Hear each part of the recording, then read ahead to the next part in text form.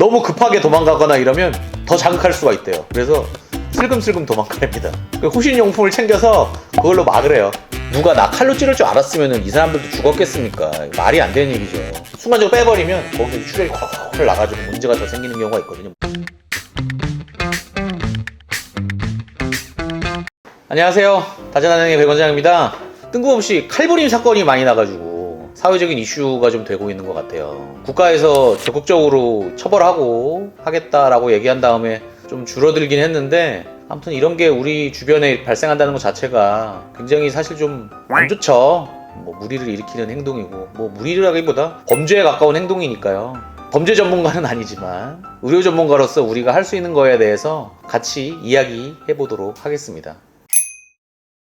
제가 이야기할 부분들은 이런 범죄가 왜 일어나는지, 우리 사회에서 해야 될 일은 어떤 것들이 있는지, 우리 스스로가 이런 것들을 겪거나 보았을 때 어떻게 대처해야 될지에 대해서 같이 이야기해 보도록 할게요. 예전에는 이런 묻지마 범죄 혹은 여러 가지 이런 범죄들이 발생을 하면 어떤 인간의 개인적인 정신적인 문제나 어떤 질병적인 문제로 생각을 많이 했었다고 합니다. 실제로 범죄학적으로 보면 범죄들이 발생하는 것 자체가 어떤 이 개인적인 문제로 치부하면 안 된다고 하더라고요. 개인의 어떤 정신적인 문제도 당연히 어느 정도 영향이 있겠습니다만, 이 사회적인 교류가 단절되고 사회의 어떤 울타리에서 떨어져 있는 사람들에게서 이런 문제들이 잘 생긴다고 하더라고요. 실제로 사회적인 네트워크가 단절된 상태에서 문제가 생기는 경우가 정신적인 질환이나 이런 걸로 인해서 문제가 생기는 경우보다 훨씬 더 많다는 겁니다. 여러분들 잘 아시겠지만 사이코패스 살인마들에 의한 범죄들, 유영철이나 강호순, 예전에는 어떤 이런 사람들이 사회적인 약자들, 여성이나 노인, 힘이 좀 없는 사람들을 대상으로 했다면, 여러분들 아시겠지만 지금 이번 사건은 가리지 않고 남성, 여성, 그냥 지나가는 사람을 향해서 분노를 표출했다는 거에 대해서 사실 좀 이전하고는 범죄 행각이나 이런 것들의 패턴도 다르다고 보인다고 합니다. 이런 글도 굉장히 많았었잖아요. 내가 누구를 어디서 죽이겠다. 이런 문제들이 사회적인 불안을 계속 조장하고, 그러면서 실제로 사회적인 분위기가 점점 더 흉흉해지고 이랬던 것 같습니다.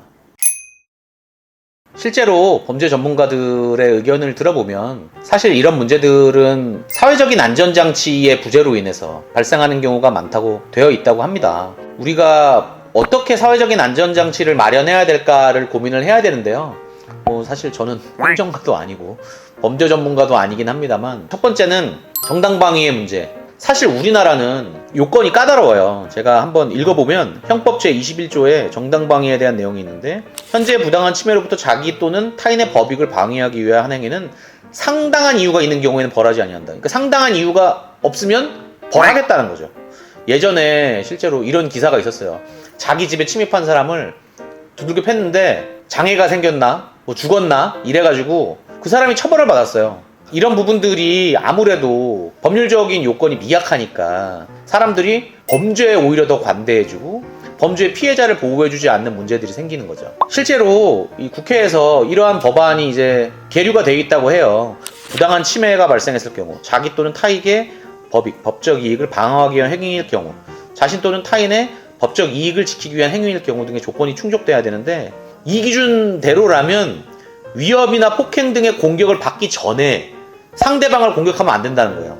그러니까 남이 우리 집에 들어왔는데 나를 안 때렸어. 그러면 때리면 안 된다는 거야. 그럼 말로 나가세요 이렇게 하라는 건가요? 이런 게 어쨌든 실제로 현실하고 굉장히 동떨어진 내용이 아직도 이 법률로 정해져 있기 때문에, 이런 부분에 대한 법률적인 개정과 수정이 필요할 걸로 생각이 듭니다. 법행정가는 아니기 때문에 제가 이런 말 해도 되는지 모르겠습니다만, 정당방위에 대한 것도 굉장히 좀 고민해봐야 될 것 같고, 사실 일부의 사람들이 대부분 반복적으로 범죄를 저지르잖아요.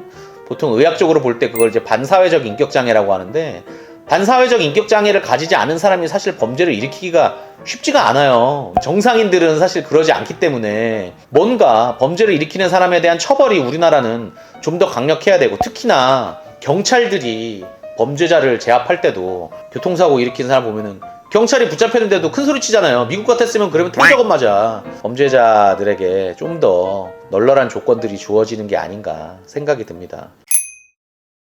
정신과 관련된 의학 그리고 나라의 행정이 사실 굉장히 뒤처져 있어요. 예전에는 환자를 강제 입원시키는 거. 강제 입원이라는 거는 보호자의 동의를 받아서 입원시키는 걸 말하고요. 행정 입원시킬 수도 있어요. 행정 입원이라는 거는 지자체에서 강제로 이 사람이 이래 하기 때문에 입원 조치가 필요하다. 사회로부터 격리가 필요하다. 이렇게 하는 걸 말하죠. 실제로는 이런 것들이 법이 적용되기가 매우 어렵다는 거예요. 이 법의 적용이 매우 애매하기 때문에 거의 이루어지지 않는다고 합니다. 그러니까 국가 상대로도 소송을 우리가 할 수가 있잖아요. 왜 나 멀쩡한데 집어넣었냐 이런 식으로 하면 골치 아프다는 거죠. 그럼 결국 자꾸 이제 보호자한테 그걸 떠미는 거죠. 지금은 강제 입원을 할 때도 서로 다른 보호자 2명에다가 서로 각각 다른 병원의 센터에 있는 정신과 의사 2명의 동의가 있어야지만 강제 입원을 할 수 있는 걸로 법이 바뀌었대요. 근데 이게 굉장히 애매하게 돼 있기 때문에 환자 그리고 가족, 정부 이 셋이 서로 책임을 떠넘기는 거랑 마찬가지죠. 이게 어느 정도는 행정적으로 커버를 해야 쉽게 말해서 가이드라인을 딱 쓸 텐데 이거를 나라에서 그거를 자꾸 이제 배제하고 보호자들한테 그걸 맡겨버리는 거죠. 근데 보호자들도 한계가 있으니까 결국은 환자가 병원에 어디에도 가지 못하고 방치되는 상황이 생기죠. 왜냐면 이게 그 정도 되는 환자가 나는 정신적인 문제가 있으니까 가서 약 먹어야지 이런 생각 하겠습니까? 벌써 병식이 있으면 아주 양호한 정신질환자죠. 병식이라는 건 내가 병이 있다는 걸 아는 사람. 그러니까 대부분 병식이 없는 사람이 문제를 일으키는 거기 때문에 당연히 치료도 안 받고 그래서 더 문제가 되는 거죠. 그러니까 우리나라의 이런 전체적인 정신질환자나 혹은 인격장애인들 여러 가지 사회적인 문제를 일으킬 수 있는 그런 환자들에게서 환자니까 나라에서 그런 도움을 주는 게 필요하지 않을까 하는 게 저의 생각입니다. 만약에 이런 거를 겪었을 때 어떻게 할 것이냐 유튜브에서 제가 동영상을 몇 개 찾아보니까 이거 피하는 방법이라고 나와 있는 동영상들이 몇 개 있더라고요. 일단 첫 번째 도망가라. 똥이 무서워서 피하는 건 아니라는 말이 있듯이 일단 누가 뭔가 했을 때는 도망가는 게 제일 먼저죠. 두 번째 눈을 마주치지 말아라. 범죄자의 눈을 마주치면 더 범죄자를 자극할 수 있대요. 그래서 마주치면 안 된답니다. 너무 급하게 도망가거나 이러면 더 자극할 수가 있대요. 그래서 슬금슬금 도망가랍니다. 호신용품을 챙겨서 그걸로 막으래요. 근데 모르겠습니다. 여러분들 이거 가능하다고 생각하나요? 누가 나 칼로 찌를 줄 알았으면 이 사람들도 죽었겠습니까? 말이 안 되는 얘기죠. 전혀 예상 못하기 때문에 이거 피할 수가 없다는 거예요. 결론적으로는 피하는 방법은 이거는 개인한테 맡길 게 아니고 사회에 맡겨야 된다라는 게 사실 결론이에요. 의사로서 제가 만약에 이제 얘기를 한다면 만약에 내가 칼을 맞았어요. 재수가 없어서 칼을 배에 딱 맞았다. 그럼 일단 어떻게 해야 되느냐? 웃기긴 한데 빼면 안 됩니다. 칼을 빼면 안 돼요.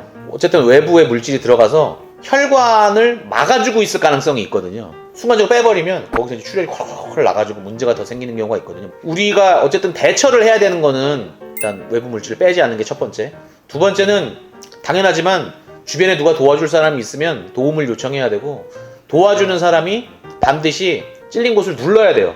이게 생각보다 압박하는 게 굉장히 많이 도움됩니다. 일단 최대한 꽉 누르고 압박하고 최대한 움직임을 제한시키고 그 상태에서 빨리 응급실로 가는 게 좋겠죠.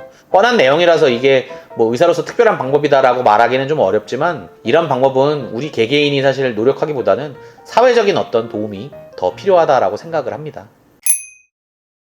우리 오늘 묻지마 범죄에 대해서 이것저것 이야기해봤습니다. 뭐 제가 범죄 전문가가 아니기 때문에 뭐 이런 말을 하는 게 사실 의미가 있나 싶지만 저도 사회 구성원이고 이 사회 한 사람으로서 뭐 충분히 이런 말 할 수 있다고 생각은 합니다. 바라는 것은 나와 내 가족이 건강하고 무탈하기 위해서 여러 가지 사회적인 도움과 우리의 사회적인 인식이 좋아졌으면 좋겠고요. 제가 꼭 한 가지 말씀드리고 싶은 건 정신과 가는 게 무슨 되게 이상한 일이 아니거든요. 내가 정신과 진료를 받았다고 나 정신병자야, 정신 이상자야 이렇게 생각 안 하잖아요. 이제 그런 부분들이 되게 이상한 게 아니기 때문에 여러분들도 혹시나 마음이 힘들고 어려운 일이 있고 그런 스트레스 받는 일이 있을 때 정신과 진료 한 번씩 받아보시길 권합니다.